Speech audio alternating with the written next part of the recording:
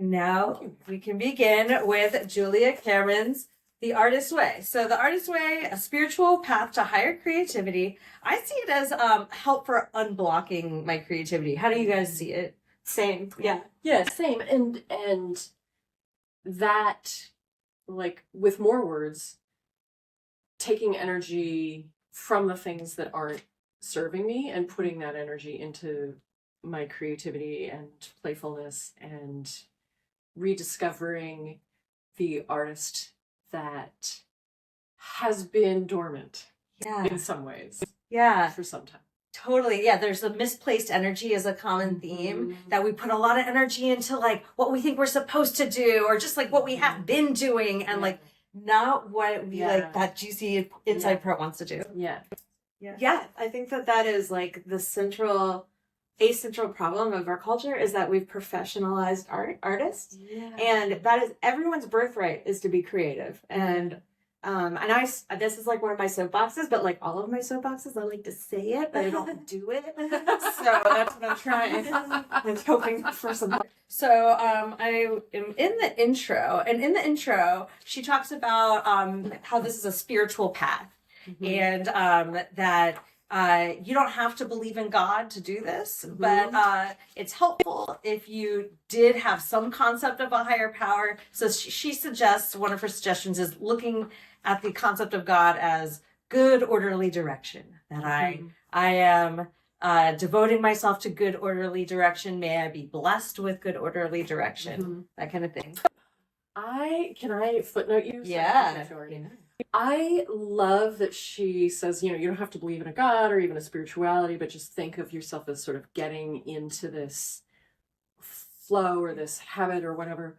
I have to say, I like good and I like direction, but for me, I have replaced orderly with organic. Because that's so much better.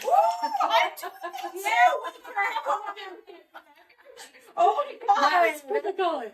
That is so true. I was just thinking the same thing. I feel like creativity is not orderly. And what I'm trying to, personally, as a recovering good girl, I'm trying to get out of being orderly and into being messy. And same. So I'm replacing that O with organic. Yes, same. Yes. Oh, we're going to get, there's good girl conditioning things later. And something bad gets to happen to the good girl. But also, these right here. Yes, I do. Side note, do you know Unbound by Kasia Urbaniak? It's all about dismantling good girl conditioning. Oh wow! It's Unbound, a woman's guide to power. And that's too bad. I want the other one too, which is the S&M one. Just Bound. Oh, yeah, I'm just kidding. Well, but the author is a BDSM, is a dominatrix. So yeah. Well, that is interesting. Yeah. Wow. Yeah. She's a dominatrix and a Buddhist nun, like at different times in her life. She was a Buddhist nun and then became a dominatrix. So she like combines them. Isn't life amazing? Yeah. I feel like some Buddhists might find that offensive. Some dominatrix. Okay, so something she mentions is when you're in the flow, you are likely to get things like marching orders. Like, okay, I just like have to do, I should do this thing. And in the olden days, before you were doing your good organic direction, you might poo-poo that thought. But she's encouraging us to go with it. There's also a theme of synchronicity, like, I was just talking about wanting to be outside more, and now this person is going to go foraging. Like, okay, it's a sign. I should do it. And then, Sadie, can you pass me the yellow book, this book that's underneath that? Both books, just both. Yeah, that yellow book. Okay, just there's lots of books out. Maria, do you have Maria Bamford? Oh my gosh, she's so amazing. Good. So many good. She's so amazing. Okay, I'm going to send you the link to her 2007 YouTube special, which is my favorite thing that she did. Okay, so this is Sure I'll Join Your Cult. And she has a whole chapter on the artist's way. I can't believe it. Okay, also Dochi apparently did the artist's way. So all the best people do it. Cool. So showbiz, the cult, the artist's way. Oh my god! And she has this picture on my artist's way. So, Maria Bamford has many diagnoses. One of them is bipolar, and she mentions that Julia Cameron, the author of this book, also has bipolar, and how things like marching orders and feeling like synchronicity, like, oh yeah, everything's adding up, that can be like mania or hypomania. Oh yeah, totally. Right? Yes, and the opposite of that is depression. So like I feel like we live in a world that's random, in my opinion. Yes. But your brain pulls out meaning, and it does that through pattern recognition. And so I think that when you're neutral, you would just see everything as random. But there's this thing called the optimism bias, where everyone who's mentally healthy sees meaning, even though there's no meaning. Damn it.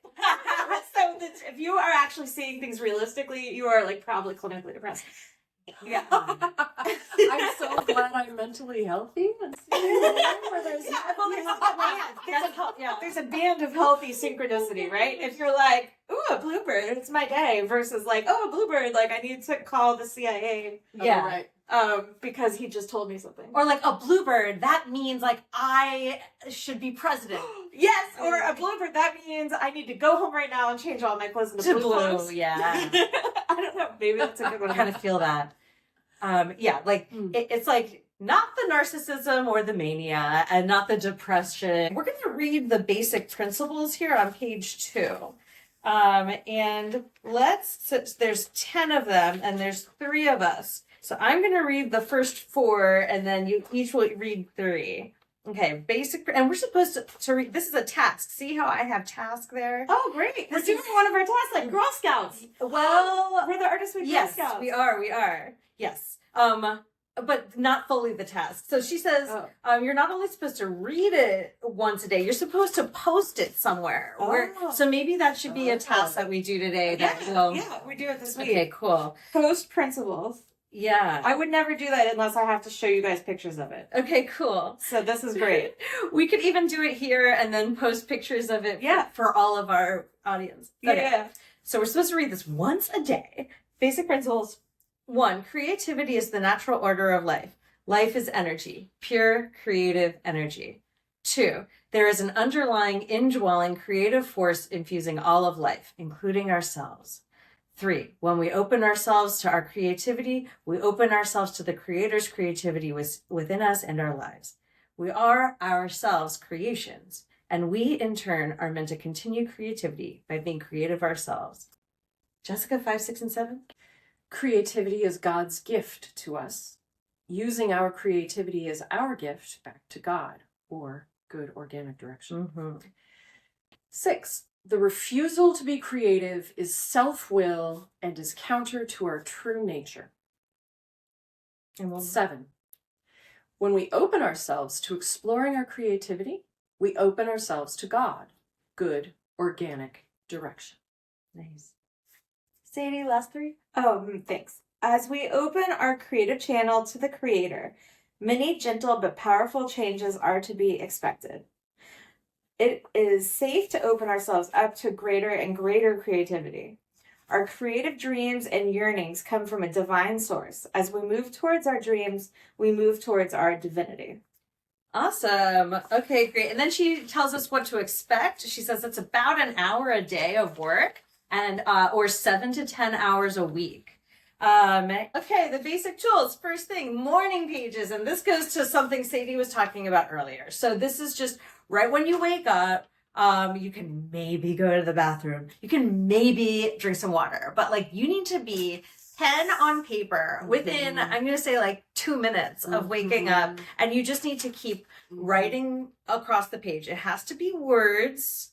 But it doesn't have, it can be the same word over and over again. All work and no play makes Jack a dull boy. It could be anything. You just have to keep the pen moving across the page with words. So your censor, your inner critic might come up, and this is another task. So you're supposed to have a picture, some type of visual thing to represent your inner critic, and post it where you tend to write or on the inside cover of your notebook. And you're never supposed to pages. Number 2 thing you have to do, the artist date. And I have scheduled the date like it's a real date. Okay, we should all schedule it now too. Okay, Or, like yeah. I would like to. Yes, let's do that. I'm adding that as a task. Oh wait, I'm gonna read that. Okay. So I have a question for Sadie. Yeah.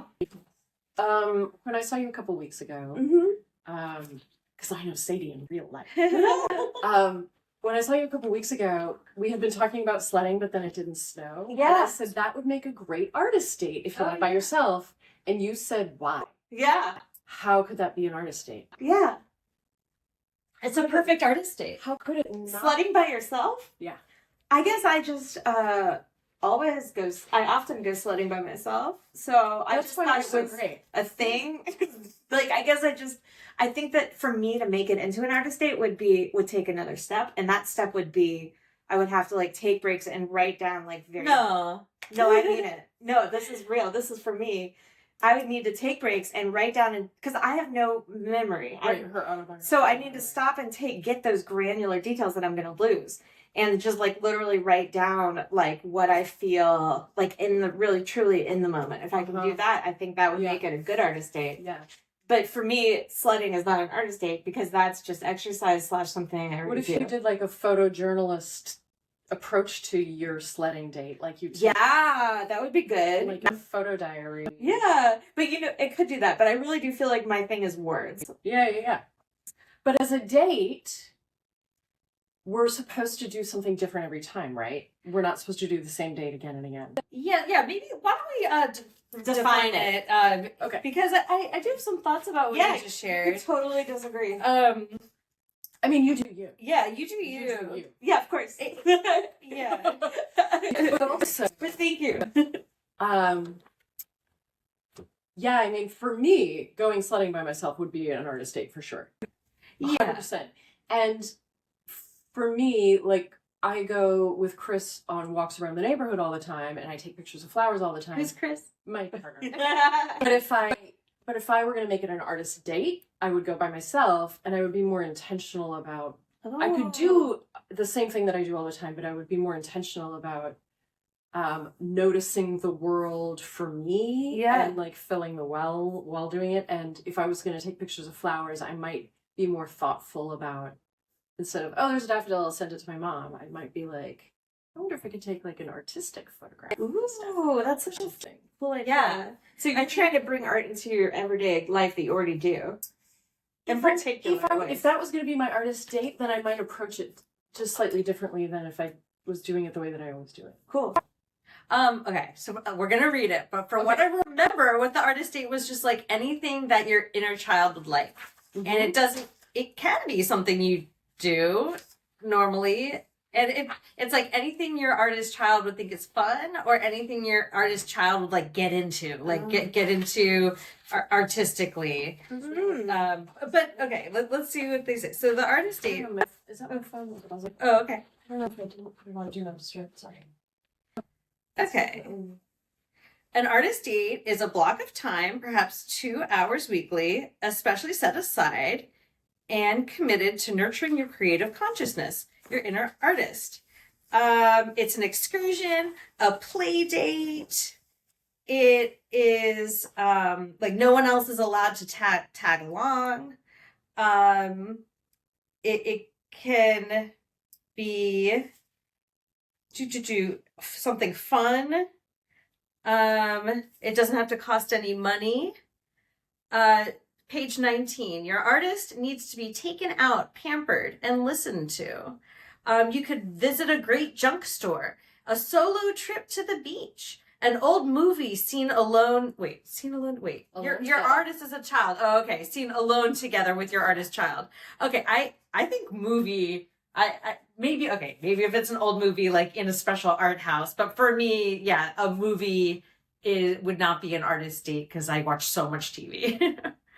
But and like I think I watch TV and movies like to dissociate kind of, so that wouldn't be helpful.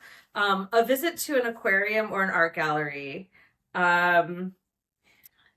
If somebody though always watched TV like with their family to Oh, do it yes. alone could be an artist date for Yes. somebody that, you know, if it's always like a group activity. Yeah. And they're like, I'm just gonna watch what I want to watch all by myself. Totally. Yeah, I I'm can gonna see get that. in bed with my own popcorn and like make it a special.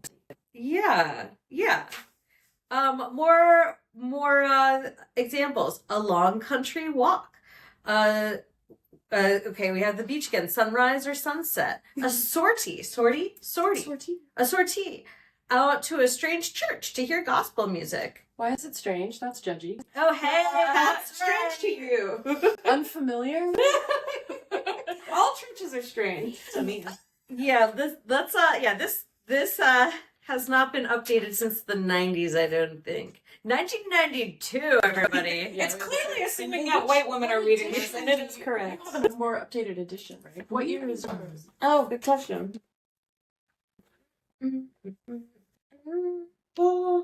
I'm saying 1992. Oh, okay. New covers, same content. Mm. Okay. Okay, Sorry. ethnic neighborhood. Girl, Julia, Things have changed. to taste foreign sights and sounds. Maybe bowling. Let's see. Okay. Should we Can I tell you my like really specific Yes. one Yeah. idea? Okay, so my idea is that the best artist dream date would be one where you are a non-performative manic pixie dream girl, where you are authentically putting way too much energy into a whim. Mm-hmm. And that is like, you know, you have to harken back to a time when you had the energy of a child, which is like unlimited. And when you didn't have that censor, like saying like, that's dumb, you know, or you're going to look dumb. You're going to look silly. Yeah. So if you actually were your own, like you literally need to be the manic pixie dream girl for yourself in a non-performative way. And, you know, Yeah. your own manic pixie dream girl. Yeah. what? Be the manic pixie dream girl of your dreams. Totally don't know what that means. Oh, a manic pixie dream girl. Let me tell you, because I am one. Okay. And I was deemed by Sadie. Actually, my tagline is, which Sadie came up with like 20 years ago. I'm your manic pixie dream girl come true. Okay, so a manic pixie dream girl is like Holly Golightly from and in Jersey, what was that show with the? It's like a woman who's eccentric and what's another word for eccentric? Ebullient and weird and fun and quirky. Did you see Garden State? Garden State. I feel like Yeah, it's been a the long female time. character in that movie is the quintessential manic pixie dream girl because the Natalie Portman character, she has like no real like, you're not really sure who she is, where she comes from, what and she it's a wants. trope. Yeah, it's a trope in movies where it's like you don't know anything about her, but she exists purely to like bring the joyful whimsy out of her Whimsical. whimsical. Yeah. Mhm. The joy, like she's there to help the main character, who's a guy, reconnect with his inner child and basically unblock his creativity and find a new path. So, Chasing Amy, but for some. Yes, Yeah. exactly. I like Chasing Amy. so all of the manic pixie dream girls could just hand over an artist playbook, and they do have pretty much the same. It's the same activity. It would be less effective. Yeah. Yeah. Okay. Yeah, but it's a female character that is a flat character, not complex, not a fully fleshed out human being. And their job. And their like role in the film is just to support the main male character in his journey. Boo. Yeah. I mean, that's a muse character, and we Muse. could conjure up our own muses. Mm-hmm. We don't, and so Mm. yeah. And actually, I kind of tried to do that because I found that I show off. Like the Muse and Dog. Yeah, if a hot nerd, I will fucking show off to hot nerds. So I do, and guys specifically. So I like have to find. I tried to recruit our friend Chris Blackwood to be my muse. Like, so it's like non-sexual. I just want to show off, like, just like, and I'll go home and have sex with my husband because Chris doesn't want to have sex with me. So it's fine. I just made this weird and horny. I'm seeing Chris right after this. To me. Okay. Okay. Artist dates. Artist dates, it's about filling the well. So it makes you like, juicy for creativity. Other things, page bottom of 21, we want sensory stuff. Sight, sound, smell, taste, touch. We want magic, delight, fun, something that intrigues you, interests you.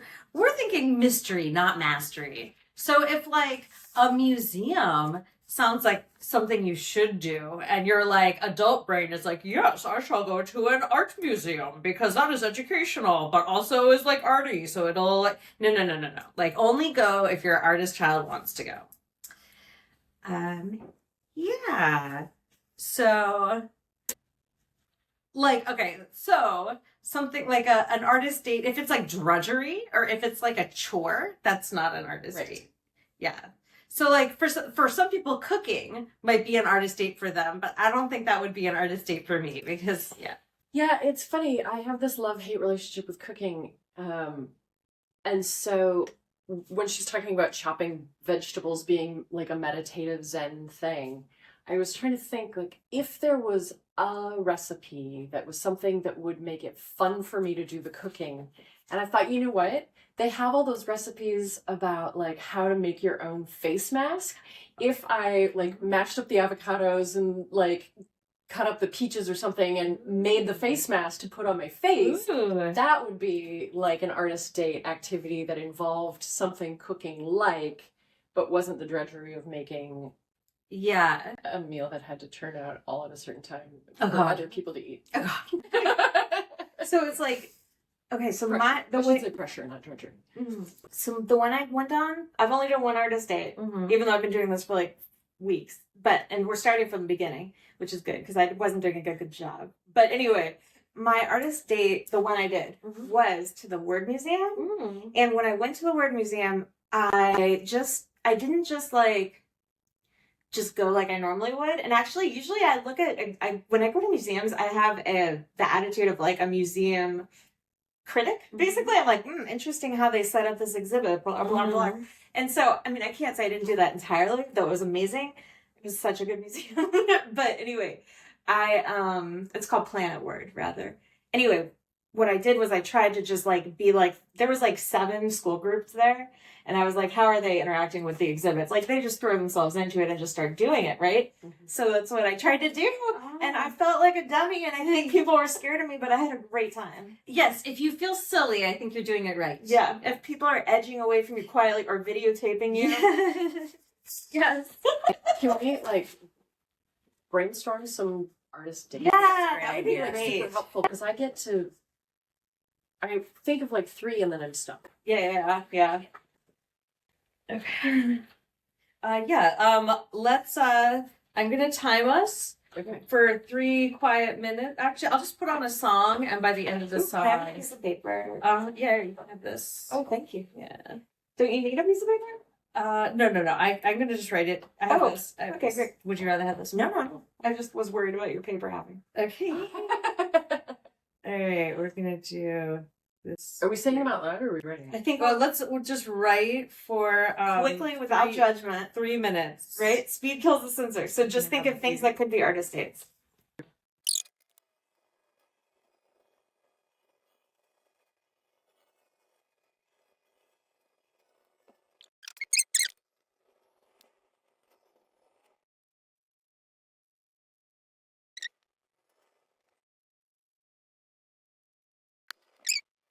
Okay, and we're going to share in categories based on senses. Great. So, does anyone have an artist date that involves the sense of sight?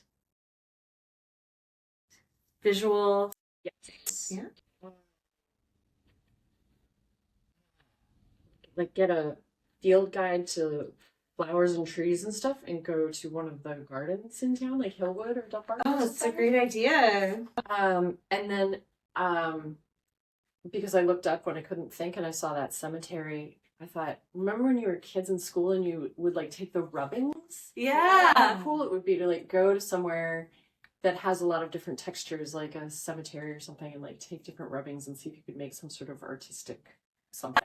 That sounds great. Those are my sight things. Those are also touch. That's also a touch. Touch. I mean, if you're outside, you're smelling too. Those are all good. What else is a sight thing? Oh, so I'm obsessed with paint colors. I keep painting the walls of my house.